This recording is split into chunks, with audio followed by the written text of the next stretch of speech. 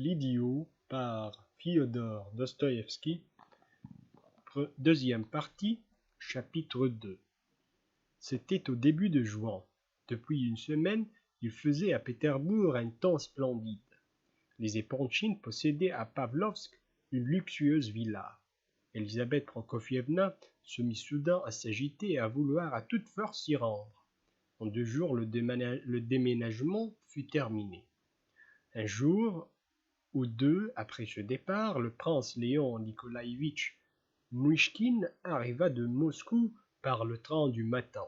Personne ne vint l'attendre à la gare, mais à la descente du wagon, il crut soudain distinguer dans la foule massée autour des voyageurs une paire d'yeux incandescents qui le dévisageaient étrangement. Il chercha d'où venait ce regard, mais ne distingua plus rien. Peut-être n'était-ce qu'une illusion, mais elle lui laissa une impression désagréable.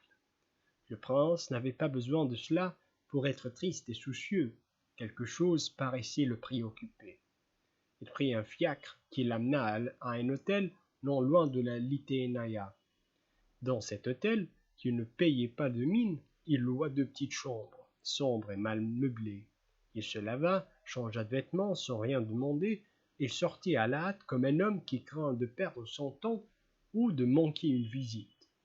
Si une des personnes qu'il avait connues 6 mois avant, lors de sa première arrivée à Pétersbourg, l'avait aperçu à ce moment, elle aurait constaté une remarquable amélioration dans son extérieur.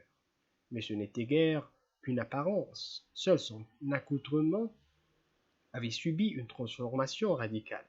S'était fait faire un vêtement pour un bon tailleur de Moscou. Toutefois, ce vêtement même avait le défaut d'être trop à la mode, ce qui est toujours le cas quand on a affaire à un tailleur qui a plus de bonne volonté que de goût. Surtout pour un homme qui n'entend rien à la toilette, un observateur porté à la moquerie aurait pu, en examinant le prince, trouver matière à rire. Mais il y a tant de choses qui peuvent prêter à rire. Le prince se fit conduire en fiacre au Pesky, dans une des rues du groupe Rojdestvensky. Il découvrit bientôt l'adresse qu'il cherchait. C'était une maisonnette de bois dont l'aspect est agréable, la propreté et la tenue le surprirent. Elle était entourée d'un jardin planté de fleurs. Les fenêtres sur la rue étaient ouvertes et on entendait la voix perçante, presque criarde, d'un homme qui semblait faire la lecture ou même prononcer un discours. Cette voix était de temps à autre, interrompue par de sonores éclats de rire. Le prince pénétra dans la cour, monta le perron, se fit ouvrir et demanda « Monsieur Lebedev ?» « Le voici, » répondit une cuisinière, manches retroussées jusqu'au coude, en montrant du doigt l'entrée du salon. Ce salon tapissé d'un papier bleu foncé était aménagé proprement, et même avec quelques recherches. Le mobilier se composait d'une table ronde, d'un divan, d'une pendule en bronze sous verre, d'une glace étroite fixée au mur et d'un petit lustre ancien à pendeloque, suspendu au plafond par une chaînette de bronze. Au milieu de cette pièce se tenait M. Lebedev en personne. Tournant le dos à la porte par laquelle était entré le prince, en manche de chemise, vu la chaleur. Il pérorait sur un ton pathétique en se frappant la poitrine. Son auditoire comprenait un garçon de 15 ans à la mine éveillée et intelligente qui tenait un livre à la main, une jeune fille d'environ 20 ans, tout en deuil, qui avait un bébé sur les bras, une fillette de 13 ans également en deuil, qui riait à gorge déployée, et enfin un singulier personne allongée sur le divan, c'était un jeune homme d'une 20aine d'années, assez bien fait, brun, avec des cheveux longs et épais, de grands yeux noirs, un trait léger duvet, tenant lieu de barbe et de favoris. Ce dernier semblait interrompre fréquemment la faconde de Lebedev pour faire de la contradiction, d'où, sans doute, les accès d'hilarité de l'auditoire. Lukian Timofeïtch, Lukian Timofeïtch, voyons, mais regardez donc par ici, ah. Et puis après tout, faites comme vous voulez. Et la cuisinière sortit, rouge de colère, en agitant les bras dans un geste d'impuissance. Lebedev se retourna et, ayant aperçu le prince, resta médusé. Puis, au bout d'un moment, il se précipita vers lui avec un sourire obséquieux, mais s'arrêta de nouveau sur le seuil, glacé par la surprise, et balbutia: Excellentissime prince. Et soudain, comme encore incapable de répondre contenance, il fit demi-tour et s'élança, sans rime ni raison, sur la jeune fille en deuil qui tenait le bébé dans ses bras. Celle-ci eut un sursaut de recul devant ce geste imprévu, mais il s'en détourna aussitôt et se mit à vociférer contre la fillette de 13 ans qui, debout sur le seuil de la pièce voisine, n'avait pas encore maîtrisé son hilarité. Elle ne put supporter ses cris et s'enfuit d'un bond vers la cuisine. Lebedev frappa du pied pour l'effrayer davantage, mais son regard, ayant croisé celui du prince qui avait l'air tout confus, il dit en manière d'explication: C'est pour le respect, hein. Vous avez bien tort de... commença le prince. Tout de suite, avec la rapidité du vent. Et Lebedev disparut précipitamment de la chambre. Le prince considéra avec étonnement la jeune fille, le garçon et le personnage étendu sur le divan. Tous riaient. Il fit comme eux. Il est allé mettre son frac, dit le jeune garçon. Comme tout cela est contrariant, fit le prince. Et moi qui comptais, mais dites-moi, ne serait-il pas ivre, voulez-vous dire? Cria une voix qui portait du divan. Pas le moins du monde. C'est tout au plus s'il a bu 3 ou 4 petits verres, peut-être 5, histoire de ne pas déroger à la règle. Le prince allait répondre au dernier interlocuteur, mais il fut devancé par la jeune fille, dont le joli visage exprimait la plus grande franchise. Il ne boit jamais beaucoup le matin. Si vous voulez lui parler d'affaires, faites-le. C'est le bon moment. Le soir, quand il rentre, il est parfois gris. À présent, il lui arrive, surtout la nuit, de pleurer et de nous faire à haute voix des lectures de l'écriture sainte, parce que notre mère est morte il y a 5 semaines. S'il s'est enfui, c'est parce qu'il avait bien du mal à vous répondre, observa le jeune homme couché sur le divan. Je prie qu'il cherche déjà à vous engeler, et qu'en ce moment même, il rumine son cou. 5 semaines qu'elle est morte? 5 semaines seulement? S'exclama Lebedev réapparaissant, vêtu du frac. Il cligna des yeux et tira un mouchoir de sa poche pour essuyer ses larmes. Orphelins, ils sont orphelins. Voyons, papa, pourquoi avez-vous mis un vêtement tout troué? Fit la jeune fille. Vous avez là, derrière la porte, une redingote neuve. Vous l'avez donc pas vue? Tais-toi, sauterelle, lui cria Lebedev, que je te vois, et il frappa du pied pour l'intimider. Mais cette fois, elle n'en fit que rire. Pour rechercher à me faire peur, je ne suis pas Tania, je ne vais pas me sauver. Tenez, vous allez réveiller la petite Lyubov, et elle aura encore des convulsions. À quoi bon crier ainsi?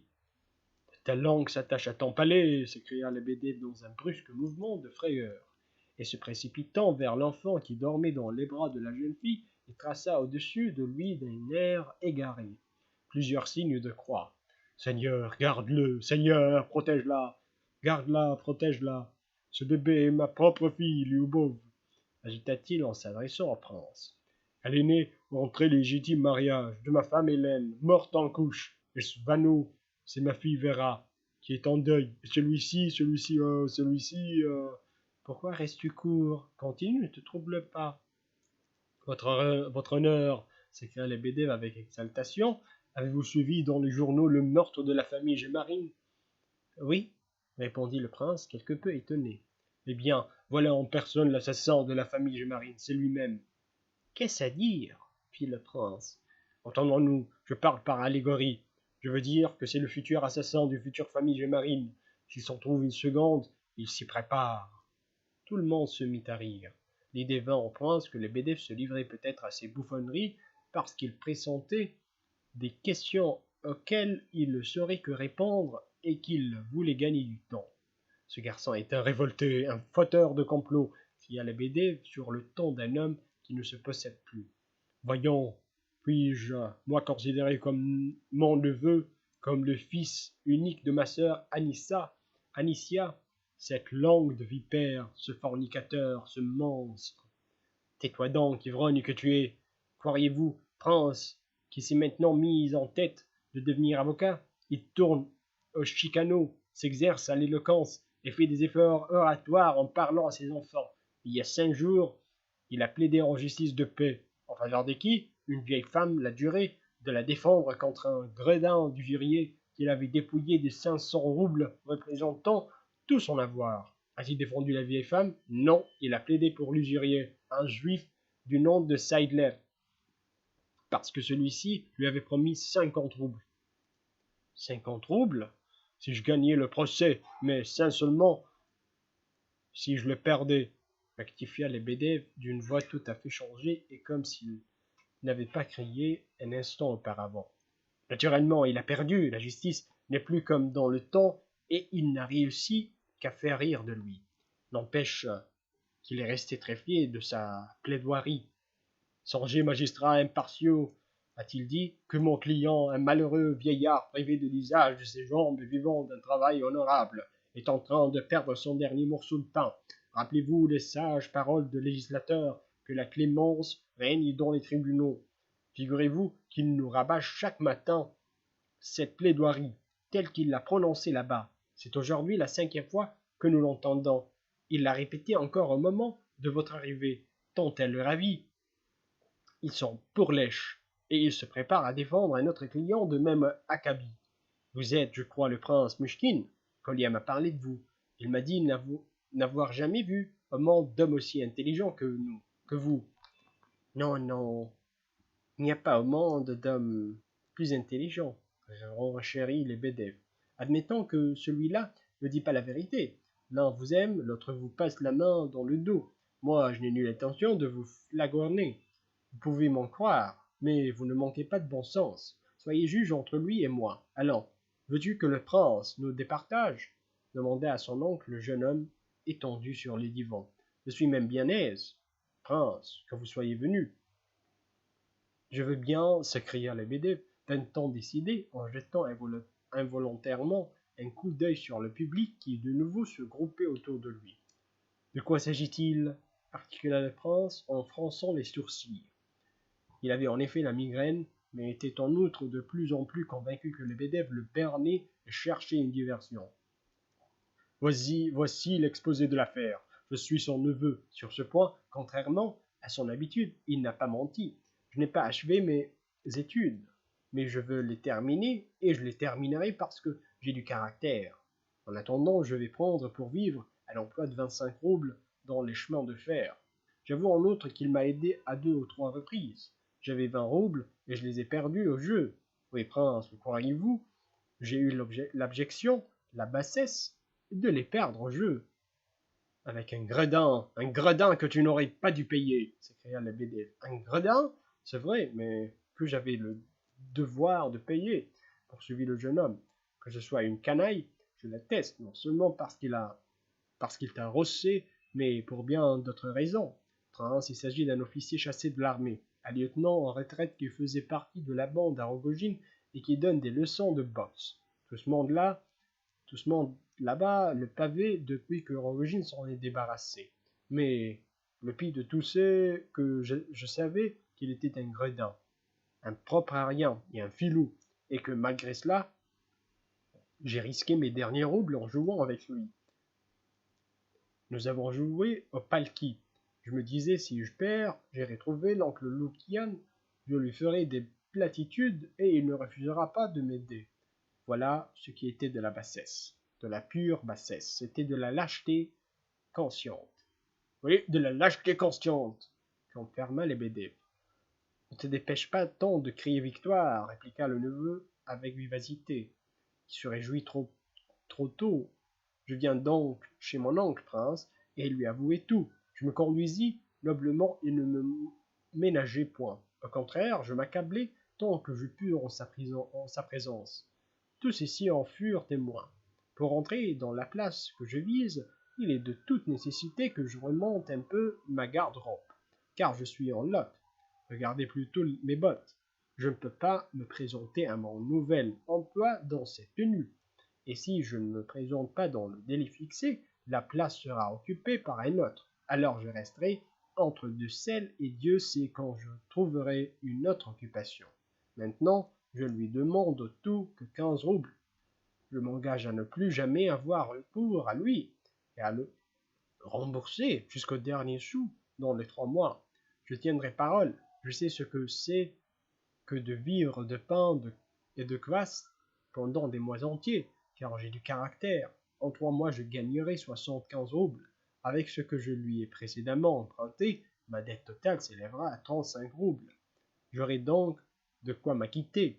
Pour ce qui est des intérêts, qu'il exige ce qu'il voudra. Le diable l'emporte. Est-ce qu'il ne me connaît pas? Demandez-lui, prince, si je lui ai rendu ou non son argent quand il m'est venu en aide. Pourquoi me refuse-t-il maintenant? Il est fâché contre moi parce que j'ai payé ce lieutenant. Il n'a pas d'autre raison. Voilà l'homme, rien pour lui, donc rien pour les autres. Et il ne s'en va pas, s'écria Lebedef. Il est couché là où vous le voyez et il ne bouge plus. Je te l'ai déjà dit, je m'en irai pas avant que tu m'aies donné ce que je te demande. Pourquoi avez-vous l'air de sourire, prince? On dirait que vous me désapprouvez. Je ne souris pas, mais selon moi, vous êtes en effet un peu dans votre tort, dit le prince comme un contre-cœur. Dites carrément que j'ai tout à fait tort. Ne biaisez pas.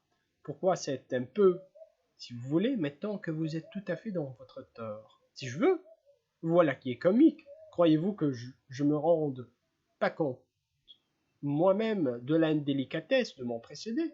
Je sais que l'argent lui appartient, qu'il peut en disposer à sa guise, et que j'ai l'air de vouloir de lui extorquer.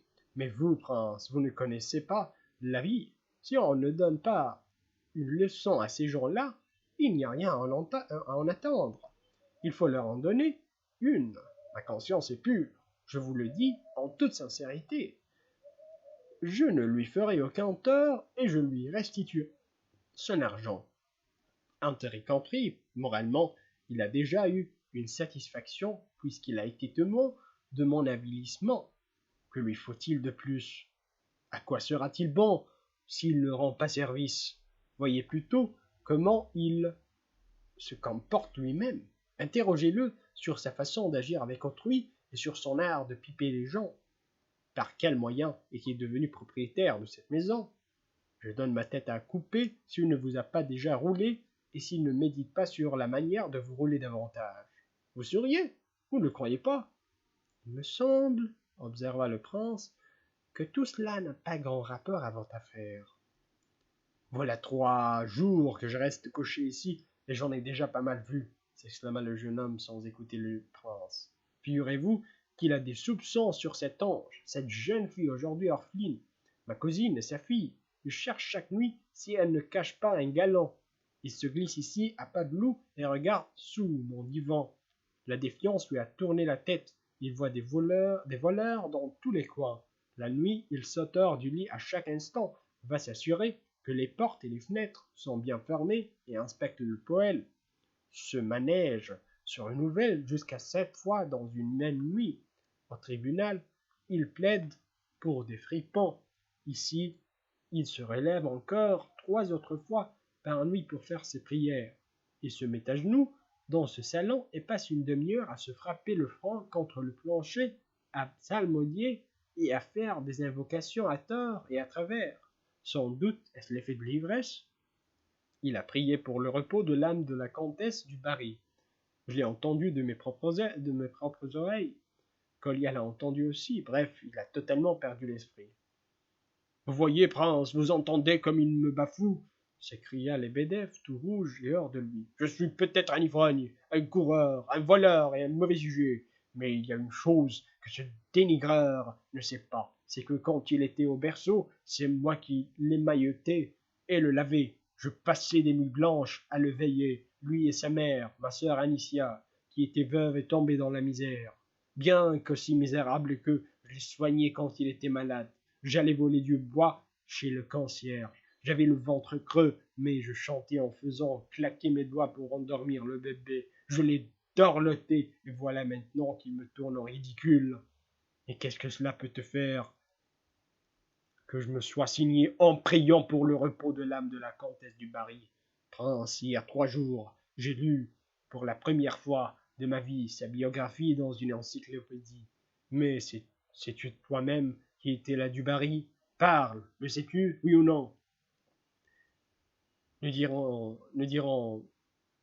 dirait-on pas que tu es le seul à le savoir? Murmura le jeune homme presque malgré lui, mais d'un ton moqueur. C'était une comtesse qui, sortie de la fange, devint presque reine, au point qu'une grande impératrice l'appelait ma cousine, dans une lettre écrite de sa main. Au lever du roi, sais-tu ce que c'était que le lever du roi? Un cardinal, nonce du pape, s'offrit pour lui mettre ses bas de soie. Il considérait cela comme un honneur. Tout dignitaire et saint homme qu'il fût. Sais-tu cela? Je vois sur ta figure que tu l'ignores. Voyons comment est-elle morte. Réponds si tu le sais. Fiche-moi la paix. Tu m'ennuies. Voici comment elle est morte. Après tous ces honneurs et cette demi-souveraineté, le bourreau Samson l'a traînée à la guillotine, bien qu'innocente, pour faire plaisir aux poissardes de Paris. Son épouvante fut telle qu'elle ne comprit rien à ce qu'on voulait faire d'elle. Quand elle sentit que le bourreau lui courbait la nuque sous le couperet et la poussait à coups de pied, tandis que les gens riaient autour d'elle, elle se mit à crier. Encore un moment, monsieur le bourreau, encore un moment. Eh bien, c'est peut-être pour ce moment-là que Dieu lui pardonnera, car on ne peut pas imaginer pour l'âme humaine une plus grande misère que celle-là. Sais-tu ce que veut dire le mot misère? Il désigne précisément ce moment-là, quand j'ai lu le passage où est relaté ce cri de la comtesse suppliant qu'on lui fasse grâce d'un moment. J'ai eu le cœur serré comme entre des tenailles. Que t'importe, vermisseau? Qu'en me couchant, j'ai eu dans mes prières une pensée pour cette grande pécheresse. Si je l'ai eue, c'est peut-être parce qu'une personne ne s'est avisée jusqu'à ce jour de prier ou même de faire un signe de croix pour elle. Il lui sera sans doute agréable, dans l'autre monde, de sentir qu'il s'est trouvé ici-bas un pécheur comme elle pour prier, ne serait-ce qu'une fois pour son âme. Pourquoi ricanes-tu? Je ne le crois pas, athée que tu es. Et qu'en sais-tu? D'ailleurs, si tu m'as écouté, tu as rapporté de travers ce que tu as entendu. Je n'ai pas prié seulement pour la comtesse du Barry. J'ai dit, accorde, Seigneur, le repos à l'âme de la grande pécheresse que fut la comtesse du Barry, et à toutes celles qui lui ressemblent. Or ceci est tout à fait différent, car il y a dans l'autre monde beaucoup de grandes pécheresses qui ont connu les vicissitudes de la fortune, qui en ont souffert, et qui maintenant gémissent dans les affres et l'attente. J'ai aussi prié pour toi et pour tes pareils, les sans-vergogne et les insolents. Voilà comment j'ai prié, puisque tu te mêles maintenant d'écouter mes prières. C'est bon, en voilà assez. Prie pour qui tu veux, et que le diable t'emporte. Tu n'as pas besoin de crier, interrompit avec colère le neveu. Il faut vous dire, prince, que nous avons en lui un érudit. Vous ne le saviez pas? Ajouta-t-il sur un ton d'ironie forcée. Il passa maintenant son temps à lire toutes sortes de livres et de mémoires de ce genre. En tout cas, votre oncle n'est pas un homme dénué de cœur, fit remarquer le prince comme par manière d'acquis. Le jeune homme lui devenait foncièrement antipathique. Vos louanges vont lui monter à la tête. Voyez comme il savoure aussitôt. Il met la main sur sa poitrine et fait la bouche en cœur. Ce n'est pas un homme dénué de sensibilité, soit, mais c'est un fripon et un ivrogne. Par-dessus le marché, voilà le malheur. Il est détraqué comme tous ceux qui vivent depuis des années dans l'ivrognerie. C'est pour cela que chez lui tout craque. Je concède qu'il aime ses enfants et qu'il s'est montré respectueux pour ma défunte tante. Et même moi aussi, et Dieu merci, il ne m'a oublié dans son testament. Je ne te laisserai rien, s'écria le bédève exaspéré. Écoutez, les bédèves, dit le prince d'une voix ferme en se détournant du jeune homme. Je sais par expérience que vous êtes un homme sérieux en affaires quand vous le voulez. Je ne dispose que de fort peu de temps, et si vous, excusez-moi, j'ai oublié vos noms et prénoms.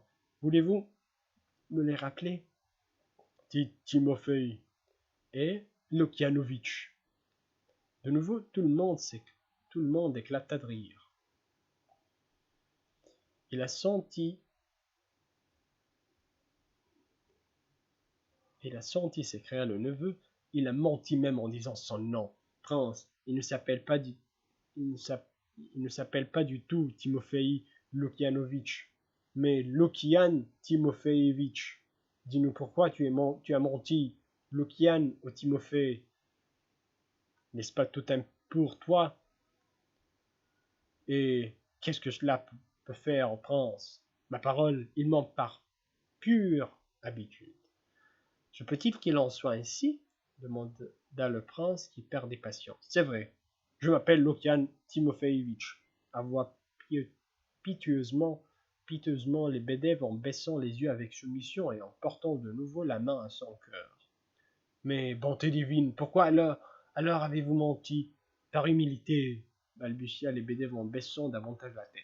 Je ne vois pas quelle humilité il y a dans ce mensonge. Ah, si seulement je savais où trouver maintenant Kolia, dit le prince en faisant mine de s'en aller. Je vais vous dire où est Kolia, déclara le jeune homme. Non, non, interrompit précipitamment Lebedev. Kolia a passé la nuit avec nous. Il est parti ce matin chercher son général, que vous avez, prince, tiré de la prison pour dette. Dieu sait pourquoi. Hier, le général avait promis de venir coucher ici, mais il n'a pas paru. Il a probablement été logé à 2 pas, à l'hôtel de la Balance. Kolia est donc là, à moins qu'il ne soit allé à Pavlovsk, chez les Épanchines. Comme il avait de l'argent, il voulait déjà s'y rendre hier. Ainsi, vous le trouverez à la Balance, ou à Pavlovsk. À Pavlovsk, s'écria Lebedev. Pour le moment, allons au jardin, nous y prendrons le café. Et saisissant le prince par le bras, il l'entraîna dehors, dans une cour qui donnait sur le jardin, par une petite porte. Ce jardin était exigu, mais charmant. À la faveur du beau temps, tous les arbres étaient en plein épanouissement. Lebedev fit asseoir le prince sur un banc de bois peint en vert, devant une table également verte et fixée au sol. Il prit place vis-à-vis de lui. Au bout d'un moment, on apporta le café que le prince ne refusa pas. Lebedev continuait à le regarder dans les yeux d'un air avide et obséquieux. Je ne savais pas que vous eussiez une propriété, dit le prince de l'air d'un homme qui pense à toute autre chose. Orphelin, fit Lebedev comme pour recommencer ses jérémiades. Mais il s'arrêta net. Le prince regardait distraitement devant lui, ayant sans doute déjà oublié la réflexion qu'il venait de faire. Une minute s'écoula, Lebedev fixa toujours son interlocuteur dans l'attente d'une plus ample explication. Eh bien, quoi? Fit le prince comme s'il revenait à lui-même. Ah oui, vous savez bien, Lebedev, ce dont il s'agit. Je suis venu à la suite de votre lettre. Parlez. Lebedev se troubla, voulut dire quelque chose, mais n'articula que des sons inintelligibles. Le prince patientait et souriait tristement. Il me semble que je vous comprendre très bien, Lukian Timofeïevitch. Vous ne m'attendez évidemment pas. Vous pensiez que je ne quitterais pas ma retraite au reçu d'un premier avis, que vous ne m'avez envoyé que par acquis de conscience. Mais vous voyez que je suis venu. Allons, n'essayez pas de me tromper. Cessez de servir de maître. Rogojin est ici depuis déjà 3 semaines. Je sais tout. Avez-vous, oui ou non, réussi à lui vendre cette femme comme l'autre fois? Dites la vérité. Le monstre l'a découverte de lui-même. Ne l'insultez pas. Sans doute il a mal agi à votre égard. Il m'a rossé, oui rossé, reprit Lebedev au comble de l'emportement. En plein Moscou, il a mis son chien à mes trousses. Cette bête, un redoutable lévrier, m'a donné la chasse au long d'une rue. Vous me prenez pour un enfant, Lebedev.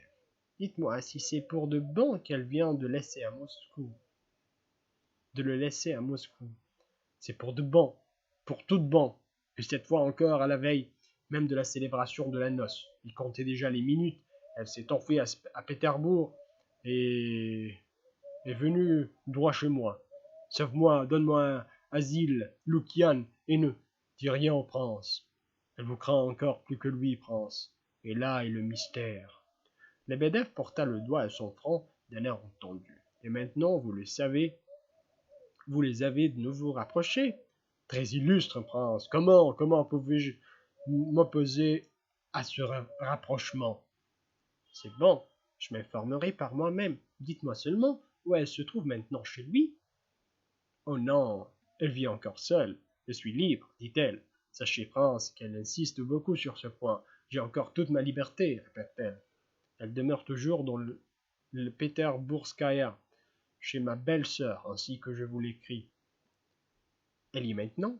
Oui, à moins qu'elle ne se trouve à Pavlovsk, où, profitant du beau temps, elle pourrait bien être en villégiateur chez Daria Alexeïevna. Elle répète toujours: j'ai mon entière liberté. Hier encore, elle s'est targuée de son indépendance devant Nicolas Ardalionovitch. Mauvais signe. Et le bédef se mit à sourire. Kolya va-t-il souvent la voir? C'est un étourdi, un garçon incompréhensible, incapable de garder un secret. Il y a longtemps que vous êtes allé chez elle? J'y vais chaque jour sans manquer. Donc vous y êtes allé hier? Non, il y a 3 jours que je l'ai vue. Quel dommage que vous soyez un peu gris, les bédèves. Sans cela, je vous aurais posé une question. Non, non, je n'ai rien bu du tout, riposta le bédève en dressant l'oreille. Dites-moi, comment l'avez-vous laissé? Dans l'état d'une femme qui cherche. Une femme qui cherche? Oui, une femme qui chercherait continuellement, comme si elle avait perdu quelque chose. Quant à son prochain mariage, l'idée seule lui en est odieuse et elle se fâche si on lui en parle.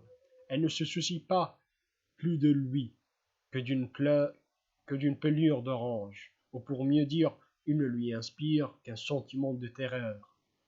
Et elle défend qu'on parle de lui. Il ne se voit que dans les cas d'extrême nécessité, et lui ne s'en rend que trop bien compte. Mais il lui faudra bien se résigner. Elle est inquiète, moqueuse, tortueuse et irritable. Tortueuse et irritable? Oui, irritable. Ainsi, lors de ma dernière visite, elle a failli me prendre aux cheveux au cours d'une simple conversation. J'ai essayé de l'apaiser en lui lisant l'Apocalypse. Comment cela? Demanda le prince, pensant avoir mal entendu. Je vous le dis, en lui lisant l'Apocalypse. La dame a l'imagination inquiète, et, en outre, j'ai observé chez elle un penchant accentué pour les discussions sérieuses, même sur des sujets oiseaux. Même sur des sujets oiseux. Elle a une prédilection pour ces sujets et considère que lui en parler, c'est lui témoigner des égards. C'est comme cela. Or, je suis très fort sur l'interprétation de l'Apocalypse que j'étudie depuis 15 ans. Elle est tombée d'accord avec moi quand je lui ai dit que nous étions arrivés à l'époque figurée par le 3e cheval. Le cheval noir dont le cavalier tient une balance à la main. Car dans notre siècle, tout est pesé à la balance et réglé par contrat. Chacun n'a d'autre préoccupation que de rechercher son droit. La mesure de froment vaudra un denier, et les 3 mesures d'orge vaudront un denier.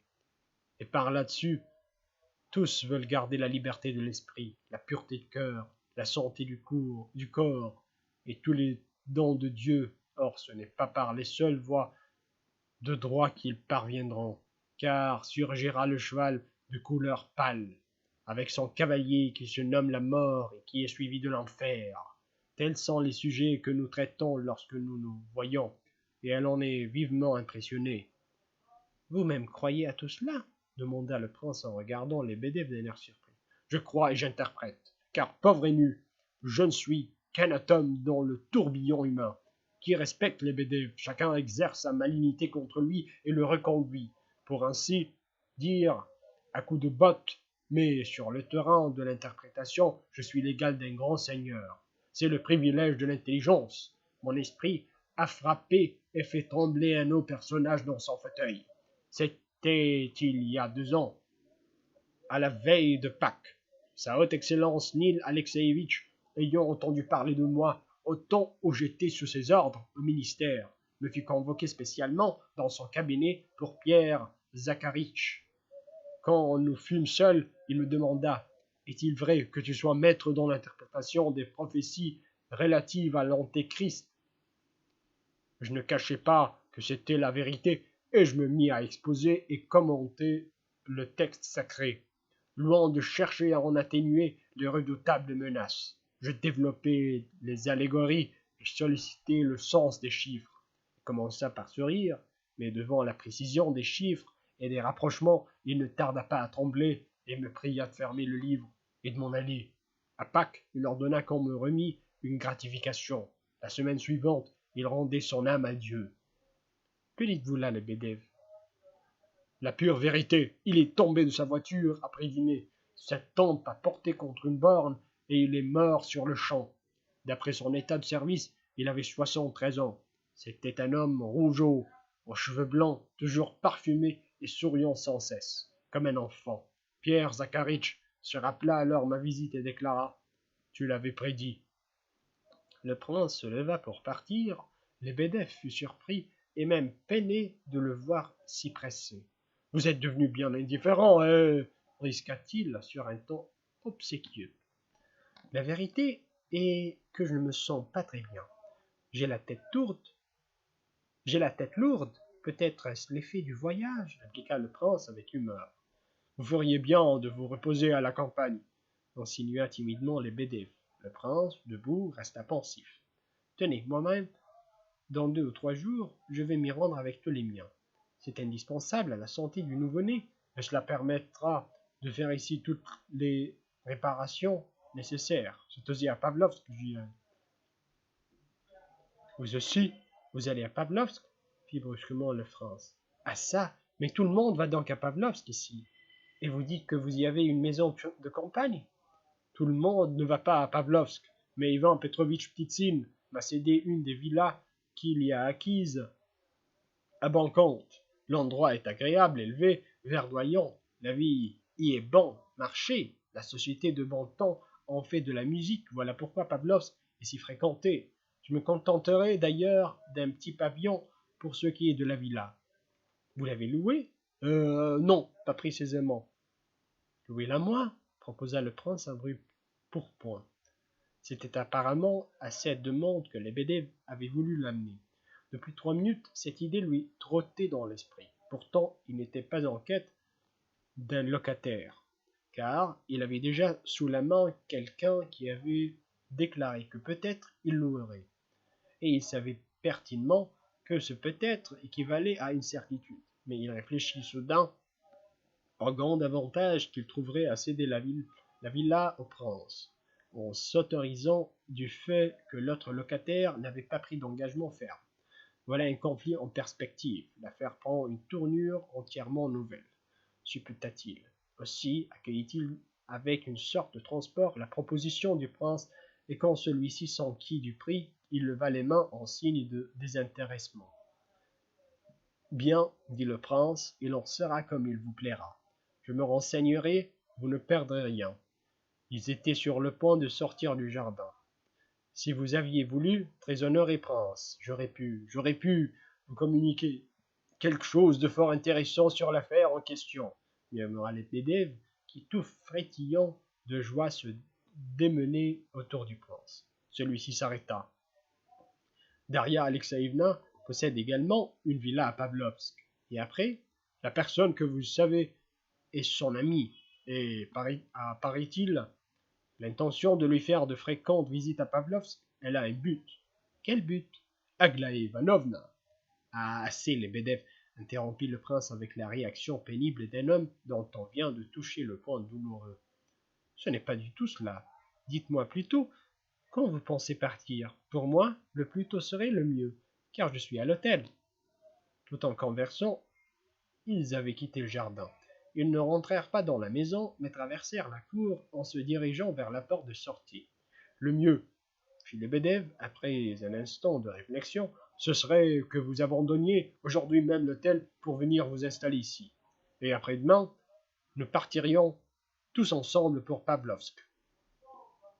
Je verrai, dit le prince d'un air rêveur, tandis qu'il gagnait la rue. Lebedev le suivit du regard.